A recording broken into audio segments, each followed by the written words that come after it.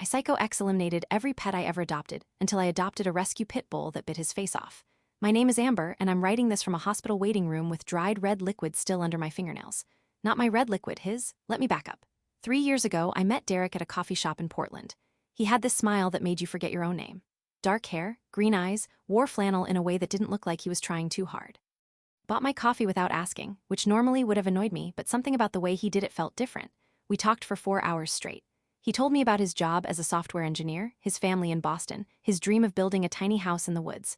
I told him I was a freelance graphic designer, that I just moved to Portland 6 months ago, that I was still trying to figure out who I was after a bad breakup. He listened. Really listened. Not the kind of listening where someone's just waiting for their turn to talk, the kind where they remember everything you say. Red flag number 1 that I completely missed. We started dating 2 weeks later. He was perfect, too perfect. But I'd learned to distrust my instincts after my last relationship, so I ignored that little voice in my head saying, slow down. 4 months in, I adopted a cat. A tiny orange tabby from the shelter named Mango. I'd always wanted a cat, but my ex before Derek was allergic, so this felt like reclaiming something for myself.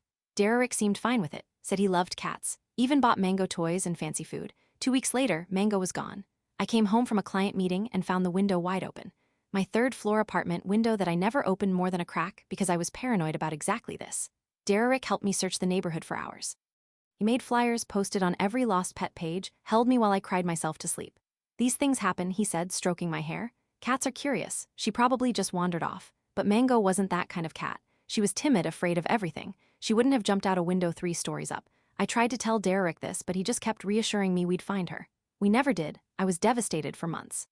Derek was there for all of it, patient and understanding. He even suggested we wait a while before getting another pet. You're not ready yet, he said. Give yourself time to heal. Looking back, I should have seen it then. The way he watched me grieve like he was studying me, taking notes. 8 months passed. I finally felt ready to try again. I adopted a dog this time, a beagle mix named Biscuit from the same shelter. 7 years old, calm, perfect for apartment living. Derek moved in with me 2 weeks after I brought Biscuit home. It seemed like the natural next step. We'd been together over a year. He practically lived at my place anyway. His lease was ending. It made financial sense. Plus, I thought having him around would be good for Biscuit. Someone home more often since Derek worked remotely. Biscuit died 3 weeks later. The vet said it was poison. Rat poison specifically, but I didn't have rat poison in my apartment. I never had rats. The building was well-maintained, old but clean. Could he have gone into it outside? The vet asked. Maybe. Biscuit was always sniffing around the dumpsters during walks, but he was well-trained, never ate anything off the ground. Eric held me in the vet's office while they put Biscuit down. The poison had destroyed his organs. There was nothing they could do. I cried so hard I threw up in the parking lot. I'm so sorry, Derek whispered, rubbing my back. This is my fault. I should have watched him more carefully during walks. It's not your fault, I said, because I believed it. He insisted it was, beat himself up about it for weeks, which made me comfort him while I was drowning in my own grief. Red flag number 2. I told myself I was done with pets. 2 in less than 2 years, I couldn't handle it anymore. The universe was clearly sending me a message. Derek agreed. Maybe you're just not a pet person, he said gently, and that's okay. But I knew I was a pet person. I'd grown up with animals. My childhood dog lived to be 16. My family always had cats, birds, even a rabbit once. I'd never lost a pet like this before. 6 months passed. Derek proposed. Small, intimate, just us on a hike in the gorge. The ring was simple and perfect. I said yes because I loved him and because saying no felt like admitting something was wrong when I couldn't point to what. We set a date for the following summer, started planning. His mom flew out to meet me. She was cold, formal, but Derek said that was just how she was. Then winter came and I saw a Facebook post from the shelter. They'd rescued 40 dogs from a hoarding situation. Needed foster homes desperately. One of the photos showed this small terrier mix, matted and scared, hiding in the back of a kennel. Something in me broke open. I showed Derek, just fostering, I said. Temporary, they need help. His jaw tightened just for a second. Then he smiled. Of course, if it's important to you. I picked up the dog the next day, a girl, maybe 2 years old, they thought. She'd been living in her own filth, never socialized, terrified of everything. I named her Pepper for the white and black spots on her ears. Derek kept his distance at first, said he didn't want to overwhelm her, which I appreciated. Pepper needed space to decompress, but I noticed things, small things, the way Derek watched her when he thought I wasn't looking. Not with affection, with something else, something calculating. I convinced myself I was being paranoid. He'd been nothing but supportive, helpful, kind. Pepper started warming up to me after a week, eating from my hand, sleeping in a dog bed next to our bed. Learning that inside meant safety. One night I woke up to Derek standing over her bed, just staring down at her in the dark. What are you doing? I asked, my voice with sleep. He startled, couldn't sleep, wanted to check on her in the dark. Didn't want to wake you with the light, made sense. I went back to sleep. Red flag number 3, 2 weeks into fostering, I came home early from a grocery run. I'd forgotten my wallet. Derek was in the kitchen. Pepper's food bowl was on the counter and Derek was doing something to it. I couldn't see what he was bent over it, his back to me. Hey, I called out. He jumped, actually jumped, knocked the bowl onto the floor. Food scattered everywhere. Jesus, Amber, you scared me. Sorry, forgot my wallet. I looked at the food on the floor. What were you doing? Just feeding her. I was trying to surprise you by taking care of it. He laughed, but it sounded wrong. Forced. Why was the bowl on the counter? Feed her on the floor. I was measuring the portions. Wanted to make sure I got it right. I looked at him for a long moment. My heart was doing this weird thing, beating too fast and too slow at the same time. Okay, I said. Thanks. I grabbed my wallet and left. Sat in my car for 10 minutes before going to the store. Something was wrong. I knew something was wrong, but I couldn't make the pieces fit together in my brain. That night, I didn't let Pepper eat the food Derek had prepared. Made up an excuse about her having an upset stomach, fed her fresh food from a new bag. Derek didn't say anything, but I felt him watching me. I started feeding Pepper myself every meal. Stopped leaving her alone with Derek. Made excuses to take her to my studio when I worked, even though it was less convenient. Derek noticed. You don't trust me with her, he said one night. Not quite a question. That's not it, I lied. Then what is it? She's fragile. Want to be careful. He stared at me for a long moment. Fine, the shelter called a week later. They had a potential adopter for Pepper, a retired woman with a fenced yard and 2 other small dogs. Perfect situation. I should have been happy. That was the goal of fostering. Find them good homes. Instead, I felt sick. I told the shelter I wanted to adopt Pepper myself. Failed foster, they called it. Happens all the time. They were thrilled. Derek's face when I told him. I'll never forget it. Just for a second, something dark flickered across his expression. Then it was gone, replaced by that supportive smile. That's great, babe. I know she means a lot to you. But his voice was flat empty. That night, I couldn't sleep. I kept thinking about Mango, about Biscuit, about Derek standing over Pepper in the dark, about him doing something to her food bowl. I thought about the pattern, how both pets had died after Derek had been around them for a while, how he'd been so supportive through my grief, how he'd suggested I wasn't a pet person. My hands were shaking as I grabbed my phone. Sat in the bathroom with the door locked and started Googling. Partner killing pets, signs of abusive relationship, pet abuse warning signs. The articles made my stomach turn. Pet abuse as a control tactic, a way to test boundaries, to cause pain without leaving marks to see if the partner would stay. I thought about how perfect Derek had been, how attentive, how he seemed to know exactly what to say and when. People who are too perfect are usually hiding something. I checked the time. 2:00 in the morning. I called my best friend Jessica. Anyway, she answered on the 4th ring, voice thick with sleep. Amber, what's wrong? I told her everything. The pets, the patterns, my suspicions. It sounded insane saying it out loud. She was quiet for a long time.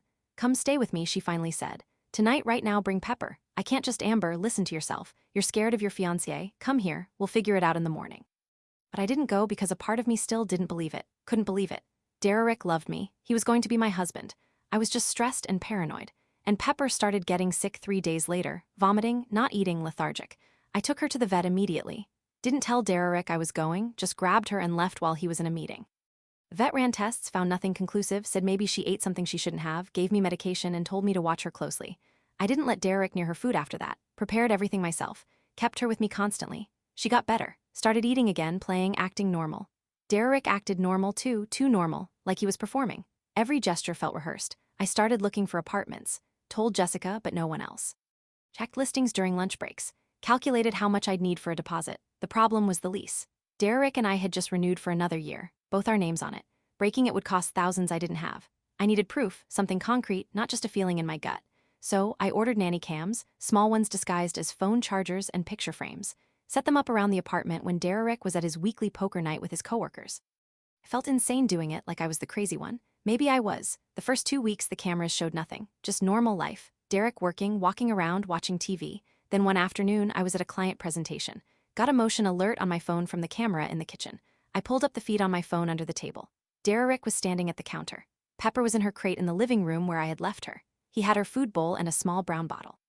I watched him shake something from the bottle into her food, mix it with his finger, put the bottle back in his pocket. My hands went numb. The client was still talking. Someone asked me a question. I have no idea what I said. Ended the meeting early, made up an excuse, drove home, going 20 over the speed limit the whole way. Derek wasn't there when I got back. His car was gone. Pepper was still in her crate crying to get out. I let her out and dumped her food in the trash. Fed her from a fresh bag, hands shaking so hard I could barely open it. Then I downloaded the camera footage to my laptop, watched it again and again. There was no mistake, no misunderstanding. Derek was poisoning my dog. Called Jessica. She came over immediately, watched the footage herself. Holy, she breathed. Amber, you need to call the police and tell them what my fiancé is poisoning my dog. They'll think I'm insane. You have video evidence of him putting something in dog food. Could be vitamins for all they know.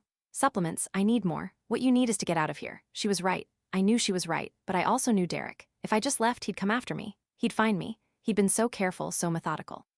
This wasn't impulse. This was planned. I needed to catch him. Really? Catch him? In a way he couldn't talk his way out of. I have an idea, I said, but it's going to sound crazy. Jessica looked at me like I'd lost my mind when I explained it. Maybe I had. The plan was simple. I would pretend everything was normal. Keep the cameras running, gather more evidence enough to prove a pattern, enough that the police would have to listen, and I would keep Pepper safe no matter what. She'd eat only food I prepared, drink only water I poured. I'd watch her every second.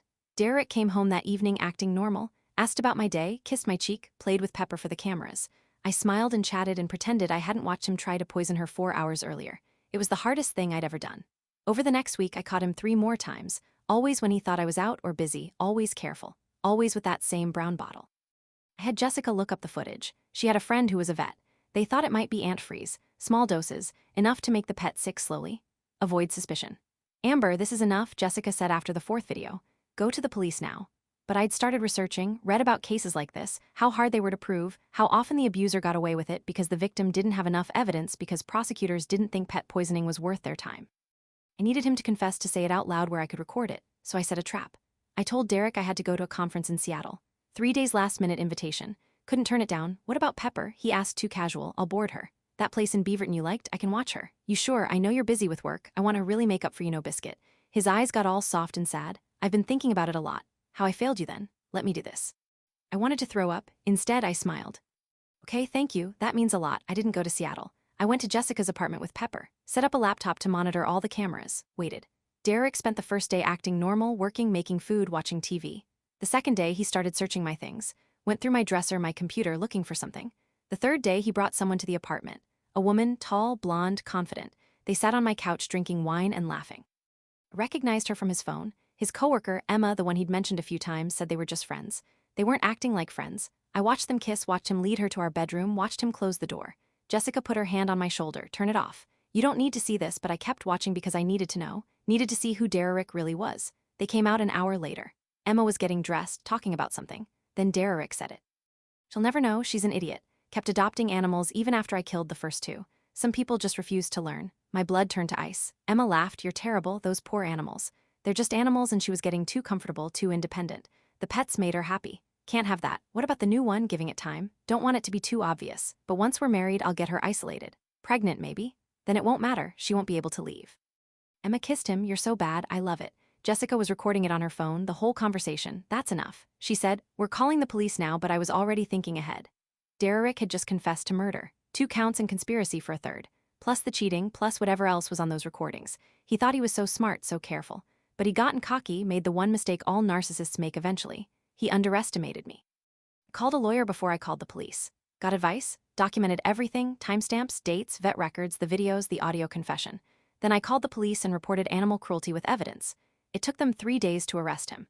3 days of me pretending to come home from Seattle, acting normal, sleeping in the same bed as a man who'd murdered my pets and planned to trap me in a marriage. The detective who took my statement was a woman named Rodriguez. She'd seen cases like this before, knew what they could turn into. You did the right thing, she said. These guys always escalate. Pets first, then partners. Derek was charged with 2 counts of animal cruelty and 1 count of attempted animal cruelty. They found the brown bottle in his coat pocket. Antifreeze, just like Jessica's friend thought. He tried to claim it was for his car, that he had no idea how it ended up in dog food. That the videos were edited, but his lawyer saw the footage of him with Emma, heard the confession, knew it was over. Derek took a plea deal. 1 year in jail, 3 years probation, restraining order, mandatory counseling. Not enough. Not nearly enough for what he did, but it was something. Emma kept texting him in jail. I know because the prosecutor showed me the messages as part of the case. She didn't think he'd done anything wrong. Thought I was overreacting. They were just animals. Boys will be boys. Some people are beyond help. I moved in with Jessica temporarily. Broke the lease. Took the financial hit. Didn't care. Started therapy. Dealt with the fact that I'd almost married a man who'd murdered my pets as a form of control, who'd planned to isolate me, trapped me, dealt with the guilt that I hadn't seen it sooner, that I'd ignored red flags, that I'd trusted him. My therapist said it wasn't my fault. That Derek had been grooming me from the start. That abusers are experts at hiding who they really are. It helped. A little Pepper helped more. She'd been through hell too. We recovered together. 6 months after Derek went to jail, I started looking for a bigger place. Something with a yard, room for Pepper to run. Jessica came with me to viewings, helped me narrow it down. We found a perfect little house in Southeast Portland, old but charming, fenced yard, affordable. I put in an offer. It was accepted. Moving day was chaos. Jessica, her boyfriend Marcus, my brother Tyler, all helping carry boxes. Pepper running around exploring every corner of her new home. I felt light for the first time in years. That night, alone in my new house, I made a decision. I was going to foster again, give more dogs like Pepper a second chance, but I'd be smarter this time, more careful, trust my instincts, and I'd never ignore red flags again. I applied to the shelter the next week. They were thrilled to have me back, said they'd send over some dogs who needed temporary placement. The first one arrived 2 weeks later. Senior Pitbull named Roxy, 70 lb of muscle and scars and the sweetest temperament I'd ever seen. She'd been seized from a dog fighting ring, needed medical care and socialization. The shelter said she was unadoptable, too old, too damaged, too much baggage. I took one look at her and fell in love. Roxy was afraid of everything at first. Loud noises, sudden movements, men especially. She'd shake when Tyler came over to help fix my fence. But she loved Pepper. Became instant friends, and slowly, day by day, Roxy started to trust me. I wasn't looking to adopt her. The plan was just to foster, help her heal enough to maybe find a home. But 3 months in, I couldn't imagine my life without her. I called the shelter. I'm keeping her. They were shocked. Happy. Said Roxy had gotten lucky, but I was the lucky one. Life fell into a rhythm. Work, dogs, therapy, healing. Derek got out of jail after 8 months on good behavior. The restraining order was still in effect. I didn't think about him much anymore. He was a ghost. A lesson learned. And one night, 3 weeks after Derek's release, I came home from dinner with Jessica. It was late, nearly 11:00. The street was quiet. I parked in my driveway and grabbed my purse. That's when I saw him, Derek standing in my yard. The motion sensor lights hadn't caught him yet. He was just standing there in the shadows by my fence. My heart stopped. Literally stopped. He saw me see him, smiled. That same smile that had made me forget my name 3 years ago. Except now all I saw was rot underneath. I should have called 911, should have stayed in my car, should have driven away. Instead, I opened my door. You need to leave. I just want to talk. You're violating a restraining order. Leave now. He took a step closer. You ruined my life, Amber. You ruined your own life, all of this over some stupid animals. Do you know what jail was like? Do you care? Not even a little bit. His face changed. That mask of civility dropped. You think you won, but you didn't. You're going to pay for what you did to me. The motion lights flicked on, flooded the yard. I could see him clearly now, see the anger in his eyes, the hate.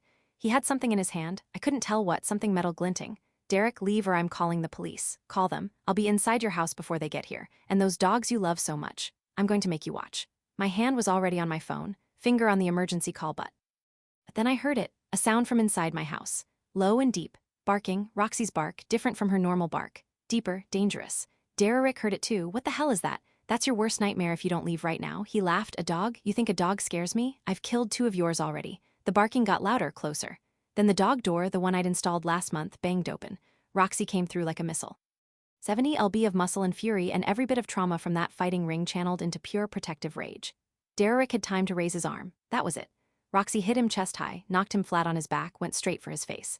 I heard myself screaming, heard Derek screaming, heard the horrible sounds of teeth and tearing, and Roxy, off. She didn't listen at first. 3 years of abuse, months of fighting, all of it coming out at once. But then Pepper was there, barking, dancing around them, and something in Roxy clicked. She let go, backed up, came to stand between me and Derek. Hackles raised, lips pulled back, blood on her muzzle. Derek was curling on the ground, hands over his face, screaming, blood everywhere. I called 911, hands shaking so hard I could barely dial. The operator was calm, asked questions. I answered them on autopilot. Yes, someone was hurt. No, I wasn't in immediate danger. Yes, the dog was contained. No, I didn't know the extent of the injuries. Derek was still screaming. That thing tried to kill me. I'll sue you. I'll have it put down. You were violating a restraining order in my yard, threatening me. You're going to jail again for longer this time. The police arrived first, then the ambulance. They loaded Derek onto a stretcher. His face was a mess. Deep lacerations, part of his ear torn, bite marks all over his neck and jaw. The paramedics said he'd need surgery. Lots of it, might have permanent scarring. Good. One of the officers took my statement, listened to the whole story, checked the restraining order, saw Derek had violated it. The dog, he asked, she was protecting me. He had a weapon. I felt threatened. They found a knife in the grass where Derek had dropped it. Folding knife, nasty looking, the officer nodded. We'll need to take your dog for a quarantine hold. Standard procedure for a bite, but given the circumstances. He looked at Derek being loaded into the ambulance. I think this was a clear case of defense. The DA will review it, but I doubt your dog will face any consequences. They took Roxy anyway. 10-day hold at animal control. Made sure she wasn't ravied. I visited her every single day. She seemed confused at first, like she thought she'd done something wrong, but I kept telling her she was a good girl, the best girl. My hero Derek tried to press charges. Dangerous dog, unprovoked attack, the whole thing. The security camera I'd installed after the Derek situation, the one that covered my whole yard, had caught everything. Him in my yard, the knife, the threats, Roxy defending me. The DA threw out his claims, added more charges for Derek. Violation of restraining order, criminal threatening, possession of a weapon during a crime. He went back to jail. Wouldn't get out for years this time. I got Roxy back after 10 days. Brought her home with a new collar and the biggest steak I could find. She and Pepper met me at the door like I'd been gone for years instead of a few hours. Jessica came over that night, brought wine and takeout. We sat on my couch with both dogs between us. You know this is insane, right? She said, like completely insane. Which part? All of it. The murder pets, the psycho ex, the Pitbull revenge? This is like something from a movie. Yeah, well, it's my life. How are you so calm about this? I thought about it. Really thought about it. 'Cause I'm free, he can't hurt me anymore. Can't hurt my dogs, can't hurt anyone, he's going to be in prison, and even when he gets out he'll have a record, everyone will know what he did, poetic justice. Yeah, something like that. We drank our wine in silence for a bit. Pepper snored softly. Roxy's head was heavy on my lap. Are you going to keep fostering? Jessica asked. Absolutely, even after all this, especially after all this. Derek tried to break me by hurting things I loved. If I stop loving things because of him, he wins. So I'm going to love louder, harder, I'm going to save every dog I can. Jessica smiled. You're kind of a badass, you know that. I have good teachers. I scratched Roxy behind her mangled ears. This girl survived things I can't even imagine. If she can come back from that, I can come back from Derek. 3 weeks later, Derek's trial date was set. The prosecutor said it was open and shut. He'd get at least 5 years this time, maybe more if they could prove he'd planned to hurt me, not just threat. Emma stopped texting him, found a new boyfriend, posted about him constantly on social media like Derek had never existed. And people have no loyalty. Thank God I started dating again slowly, carefully. First date was at a dog park. Figured if they couldn't handle my dogs, there was no point going further. His name was Chris, accountant. Boring job, but he was funny about it. Loved animals. Had 2 rescue cats at home. We talked for 3 hours while Roxy and Pepper played. I told him about Derek on the second date. Figured better to get it out of the way. Some guys would run. That was fine. I needed someone who could handle the truth. Chris didn't run. Just listened, asked questions, seemed genuinely horrified by what Derek had done. Your dog is a hero, he said, looking at Roxy. I hope she knows that. I tell her every day. We took it slow, really slow. I wasn't ready to rush into anything, might never be ready for that again, but it was nice. Having someone who saw my scars and didn't flinch, who understood why I needed to foster dogs, why I had cameras everywhere, why I couldn't sleep without both dogs in my room. The trial happened in late spring. I had to testify, faced Eric across a courtroom, watch him try to lie his way out of everything. His lawyer tried to paint me as crazy, said I'd orchestrated everything, that I'd trained Roxy to attack him, that I'd lured him to my house. The prosecutor destroyed him. Showed the videos of Derek poisoning Pepper. Played the audio of him confessing to Emma. Showed the security footage from my yard. Derek with a knife. Derek threatening me. Roxy doing what she'd been trained to do in that horrible fighting ring. Protect at all costs. The jury deliberated for 2 hours. Found him guilty on all counts. The judge gave him 7 years. Said what Derek had done was calculated and cruel. That he'd shown no remorse. That he was a danger to me and to animals. 7 years, not life, not forever, but better than 1 year. Better than him getting out in 8 months on good behavior. I cried in the courthouse bathroom after the sentencing. Jessica held me while I sobbed. Relief, anger, grief for the time I'd lost with Derek, for the pets he'd murdered, for the person I'd been before I met him. It's over, Jessica said. Really over this time. And it was. I went home that night and sat in my backyard with Roxy and Pepper. Watched them play in the fading light, thought about how close I'd come to losing everything. But I didn't lose. I survived. And not just survived, I rebuilt. 6 months after the trial, I adopted another dog, an elderly lab mix named Mabel. Blind in one eye, arthritic. The shelter said no one would want her. She fit perfectly into our little pack. Then another, a 3-legged terrier named Bandit. Then 2 more bonded pair of huskies someone had dumped when they got too old. My house became a sanctuary, a place where broken things came to heal, just like me. Chris proposed a year after Derek's sentencing. Not with a big gesture or a fancy ring, just sitting on my couch with 5 dogs piled around us. Watching a movie, being ordinary. I want to do this forever, he said. You, me, however many dogs we can fit in one house. I said yes because I'd learned something from Derek. I'd learned that love shouldn't hurt, shouldn't make you smaller, shouldn't take away the things that make you. Real love makes space, adds, multiplies. We got married 6 months later in my backyard. Small ceremony, close friends, family, all 5 dogs as witnesses. Derek sent a letter from prison. His lawyer forwarded it. I didn't open it, just threw it away. Whatever he had to say, I didn't need to hear it. He was my past. A chapter closed, a lesson learned. I had a future now, full of possibility, full of dogs who needed saving, full of a man who loved me for exactly who I was. And I had Roxy, my girl, my hero. The dog who saved my life by being exactly what she'd been trained to be, a fighter just for the right reasons this time. Sometimes I think about what would have happened if I hadn't adopted her, if I'd stuck with just Pepper, if I'd got another small dog, something Derek could have hurt. He would have broken into my house that night. I know he would have. He'd brought a knife. He'd planned it, and I don't know if I would have survived, but I did adopt Roxy and she did protect me. And now Derek is in prison and I'm free, and that's its own kind of justice. The poetic kind, the best kind. People ask me sometimes if I'm angry, if I hate Derek for what he did, if I wish worse things had happened to him. And the truth is, I don't think about him much anymore. He's noise, static, a bad dream I woke up from. I'm too busy living, fostering dogs, loving my husband, building the life I want instead of the life someone else planned for me. That's the real revenge. Not the trial or the prison sentence or even Roxy's teeth. Real revenge is being happy without him, being whole, being free. The real revenge is thriving. I went to visit Derek once about a year into his sentence. I don't know why, closure maybe, or just morbid curiosity. He looked different, smaller somehow. The scars on his face had healed badly. He'd never be pretty again. We sat across from each other in the visiting room, plexiglass between us, phone receivers like in the movies. He didn't apologize. Didn't ask how I was, just stared at me with flat, empty eyes. What do you want? He finally said. I don't know. I thought I needed to see you to make it real. It's real. I'm in here, you put me here. Put yourself here, you killed my pets. You tried to hurt me, they were just animals. And that's when I knew he'd never get it. Never understand what he'd done wrong. Some people are broken in ways that can't be fixed. I hung up the phone without saying goodbye, walked out of that prison and never looked back. That was 2 years ago. Derek will get out eventually. In 5 more years, probably less with good behavior, but I won't be afraid anymore. I have Roxy. I have Pepper. I have Mabel and Bandit and the Huskies. I have Chris. I have Jessica. I have a life I built from the ground up after Derek tried to burn it down. And if he ever comes near me again, well, Roxy's not the only one who learned how to fight back. I learned too. I'm not the same person I was when I met Derek at that coffee shop. Not the girl who ignored red flags because she wanted to be loved. Not the woman who stayed quiet while her pets died. I'm someone new now, someone harder. Someone who knows her worth. Someone who won't ever let anyone make her feel small again. Derek tried to break me. Instead, he forged me into something stronger. So, thank you, Derek, for being exactly who you are, for showing me exactly who I don't want to be, for giving me the greatest gift. The knowledge that I can survive anything, even you, especially you. I'm writing this from my backyard. Late summer evening, golden light, dogs playing, Chris grilling dinner, life being ordinary and beautiful in mine. My psycho ex killed every pet I ever adopted until I adopted a rescue pitbull that bit his face off. And now I'm here alive, free, happy. That's the end of the story, or maybe it's the beginning. Either way, I'm not afraid anymore. And that's everything.